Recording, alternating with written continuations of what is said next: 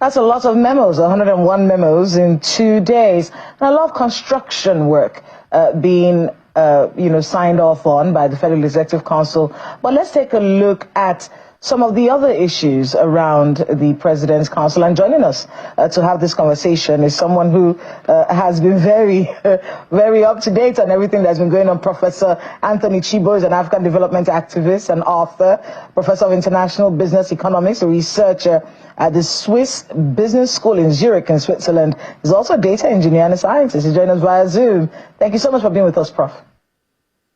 Thank you for having me. Thank you for having me. Good morning. Good morning. Yeah. All right, so let's break down the Federal Executive Council meeting for the past 2 days. 101 memos examined and a lot of construction. And one of the ones that stood out for many people was the one that would stop flooding coming back to Borno State. Remember that devastating flood of last year that got all of us very upset. And then, of course, all this construction work. What are your thoughts on the outcome of this very important meeting? Good. Positive. It's always good to have decisions that are in the right direction. But decisions are one thing and implementation is another. Where we've always had a problem is in the implementation. So what next? What's going to happen now? I wish there was more said about how the implementation was going to work out now, going forward. So floods are not going to take place, but that's going to take a lot of mobilization of funds, a lot of mobilization of equipment on ground now. So honestly speaking, as a Nigerian, my worry is in the implementation of what they have decided on. And I want to keep it simple like that. How, if the information minister can come and tell us, or the infrastructure minister can tell us, how exactly is it that the floods are going to be kept from flooding Maiduguri? How? That's the question. And I do not want to infringe on this point by saying anything more. How? Well, enough has been said and the point has been noted. I want to be able to get your thoughts on other national issues. One of the things that we've been talking about for the past few days, even though the U.S. president has decided that Nigeria will not be suffering what we thought we were going to be suffering with the withdrawal of funds, especially when it comes to HIV treatment in the country. But let's talk a little bit about tariffs and how they affect the Nigerian people. Are we positioned to handle, let's say all the funding goes? He has pulled out of the World Health Organization. I'm talking about the American president, Donald Trump, pulled out of the World Health Organization, pulled out of a lot of these things that used to, and the funding from his country used to be what used to help us in Nigeria in many areas. Let's say all of it goes away. Are we positioned to handle these situations? And what should we be thinking about as a government? Okay, I'm going to take you up on the last part of your question. What should we be thinking about as a government? Important. Nice, very good question. You see, talking about taxes and tariffs alone is misleading, okay? Nigeria currently is like a boat that is sailing in the wrong direction. This direction that we're going right now will never lead us to economic prosperity. So please permit me, I'm one of those people that feel very bad talking about taxes, tariffs, GDP, when the total direction of the country is not really where we should be going. If in any country, including Nigeria, especially Nigeria, if the direction you're going is not an aggressive, I repeat, an aggressive push for industrialization and manufacturing, everything you're talking about, including tariffs and taxes, is like it's not important at the moment because it gives the impression that if we get taxes right, that we are going to develop. That's wrong. We are not going to develop if we do not start manufacturing. It gives the impression as if tariffs right now are appropriate. It gives that impression that, if we can get tariffs right in the right places, that we will develop. No, we won't. But we won't develop. The reason is because we are not manufacturing. All energy, just like I've just taken your question now and funneled it towards understanding that we must manufacture, we must industrialize. That is how all energy should be towards industrialization and manufacturing. Aggressively, every morning. All we're supposed to be thinking about is how do we manufacture what we consume on a daily basis? That's what we should be thinking about right now. You see, Nigeria's economy is in a dangerous crossroads today. We are facing severe structural policy weaknesses, and they didn't start today. They started they've been around for decades. And everything, I know we can talk about the GDP and taxes and tariffs, and we will. But let me make this point right now, that the situation we're in Nigeria will never develop. Any problems you think we have today, our currency, our inflation, it will never go away until an implementation of cancelling everything we import, or almost everything we import, and making that aggressive effort of manufacturing them here. If we don't do that, we are going to be talking about this in the next 10 years. So I just want to start by making that point. When you are now manufacturing and you're exporting and you're consuming what you manufacture, then you can now start positioning where your tariffs go and what taxes go, and then where taxes go. And then your tariffs and your taxes will now be positioned and implemented in such a way that once again, they encourage manufacturing. Production. And this is very, very, very important. A big problem now, you see, is that our economy is dependent on crude oil exports. Oh, yeah. We all know that. But guess what? This crude oil accounts for only 7% of our GDP. So the bigger problem now is that 90% of crude oil accounts for 7% of our GDP, but 90% of our foreign exchange earnings. That's can you see an askew and misaligned economy that we have? So that means that oil, when you talk about suffering in Nigeria, it's because oil does not create widespread prosperity in Nigeria. The economy operates on an import-heavy, consumption-driven model. And that is why this morning I'm attacking importation and I am elevating production and manufacturing.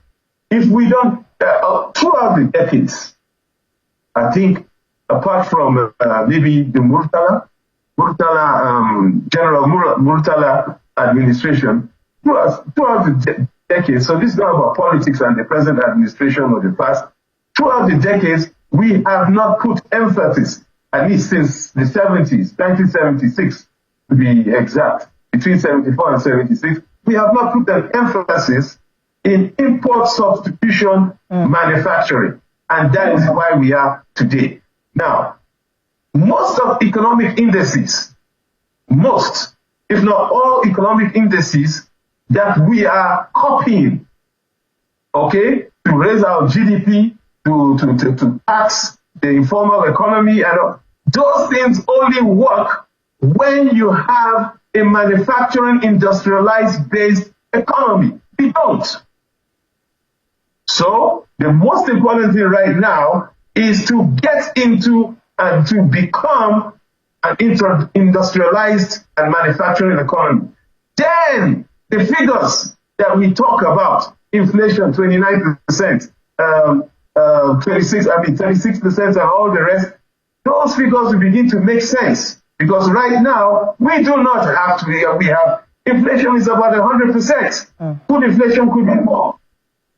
So all the economics I can talk here, the Nigerians, don't make sense. They won't make sense, and it will be very, very frustrating to be talking about them if the point is not made that we should start manufacturing. When we wake up in the morning, after prayers, we should be thinking about, I'm talking of government and people, how do we, my phone, your clothes, your pen, everything that we use for day to day, our cars, the day you wake up and there is a policy and it's implemented that all vehicles, all official vehicles must be manufactured or from a company that manufactures them here, then we're in the right direction. I just use that as an example. Prof, I want you to get your thoughts on the request by the president. He's written to the National Assembly. He's saying they should raise the budget to 54.2 trillion naira. And he's owing that to inflows, he says, from customs, from the FIRS. And, you know, the lawmakers most likely will do this. I want to be able to get your thoughts on this increment and the budget in itself. One of the questions that we had in the beginning of this budget submission was, is this a people-friendly budget? And is this the budget, like you said, that will move us from a consumer nation to a manufacturing nation, to a nation that exports what they manufacture? Talk to us, but they do have a lot of hopes, reducing inflation to 15%. They say they want to do, the federal government says they want to do this year. Now, with this increment, just to get your thoughts on that increment and the plans for the budget for 2025, is this going to be the one? My sister, I do not want to sound like a broken record. Taxation in Nigeria, all plans of raising revenue in the budget is all focused on extraction and not production. Can I say that again? All plans of raising revenue in the budget, while I praise the efforts, people must have worked hard on it, and there's a lot of good things in it. But again, you can understand from what I said before why what is the most important thing for us right now is production. And how the revenue I see there, especially on taxation and all it is, they're all extractive. None is focused on production. Again, another thing again. Encouraging production and manufacturing, I don't see it there in the sectors that will create jobs. I don't. That's my opinion. And it's not it's nothing personal. It is pure economics. The government is aggressively taxing the informal sector. Good. It now has plans to tax the informal sector, but there are no incentives that I see anywhere for somebody that wants to start up a small-scale industry that replaces imported goods right now. Hello. Let me say that again, because this is a defining fact, a defining thing I want to say. I do not see any incentives anywhere for a small-scale industry, also large, if you may, but small-scale industry entrepreneurs, no incentives in any of the tariffs, any of the taxes, of any of the policies that will encourage small-scale industry now to begin to manufacture batteries, to begin to manufacture in Nigeria using Nigerian raw materials, tires. I mean, Prof, I hate to cut you in there, but, you know, just staying on that point so that we don't lose our train of thoughts, you know, when it comes to what it is that we are planning to do as a country. And I know my colleague in Lagos, Ayo, would have a few questions for you in this regard, especially when we're looking at the fact that the Trump has pulled out of USAID and how all of that is going to impact us and our readiness as a country, Ayo, to handle these situations. Over to you. Yeah, well, it's a really touching one, and I'm pretty sure that, Prof, you know, you've been on this and you've been at this for a while. There's that book that a number of people have seen around, How Europe Underdeveloped Africa, and the challenge then is how Africa can industrialize itself. Now, everybody knows that Africa is the next beacon, and Nigeria is certainly at the heart of it.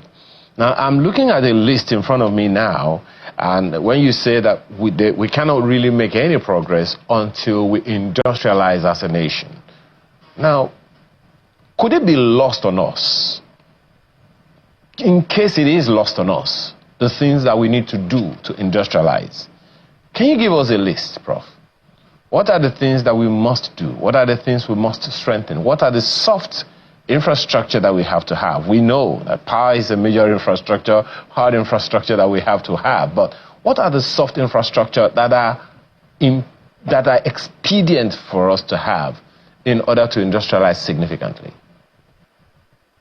Yeah, thank you for that question, because most people think it's really quite difficult to industrialize, and the word industrialization, it seems to be very big, and people think of big factories with smoke and chimneys coming up. No, the first thing that we need to do is not even physical. But the first thing, and most people don't hear this, the first thing you need to think is the willingness to copy. Yeah, you heard me right. The willingness to copy, to be able to forge what is in front of you and what you're using. That's the first thing you need to do. To encourage small pockets of copiers. So if it is slippers, if it is shoes, if it is batteries, you need to get small pockets of what we call basic manufacturers, very basic, but ready to split apart anything that's imported and copy it. That's the first thing, the willingness and the encouragement from government for people that are willing to do this. So that's number one in the list. Number two in the list is what I would call to eliminate. It's still not physical.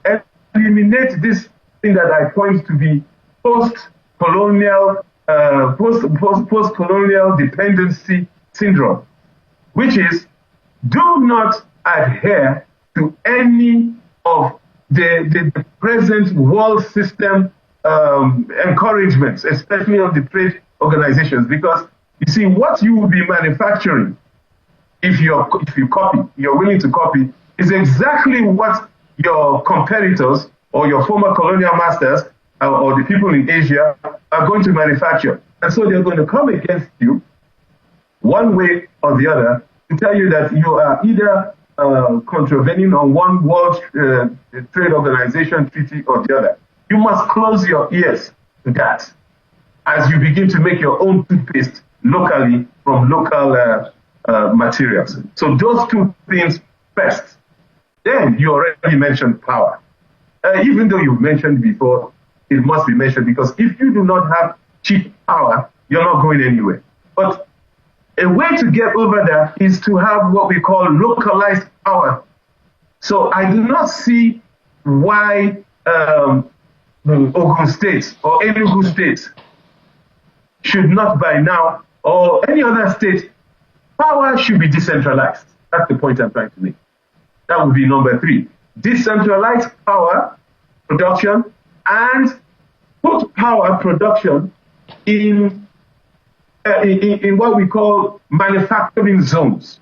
So every state should have a manufacturing zone or multiple manufacturing zone. In those manufacturing zones, power should never cease.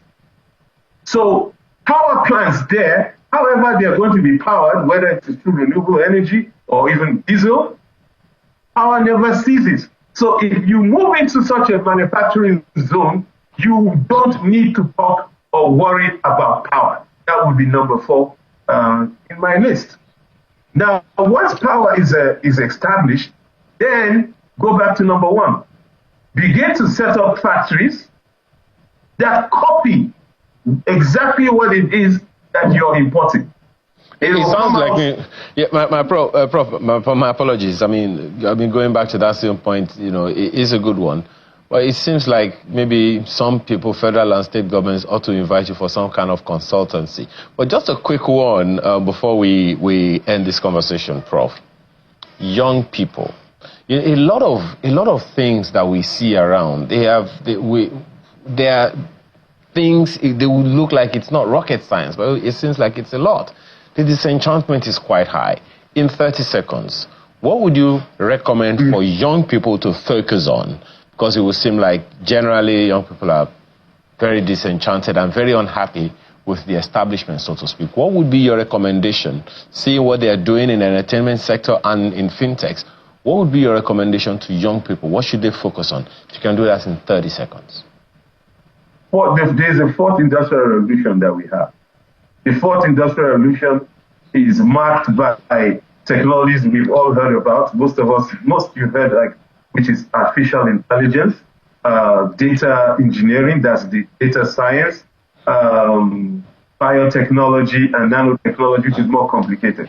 But the young people now, with a quick advice I will be with, focus on AI. Focus on mastering AI and producing applications that solve day-to-day needs in your country. And guess what? The same needs that in your country are also global. That's the quick way out. You gave me 10 seconds. There are many ways that we could do this. But if you're not giving me so much time, I would say go on AI. Study AI. And produce applications using AI. Solve problems. Real problems. Even that, you become self-employed. Yeah. Even that in itself is a lot on its own. I mean, everything is going on AI live. Absolutely everything is going. But we just have to thank you for now.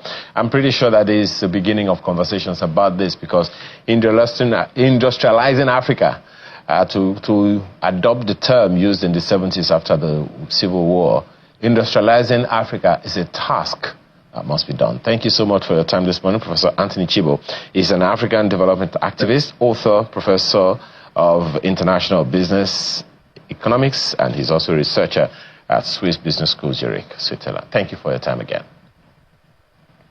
Thank you. Yeah. So when we return, let's talk politics after now.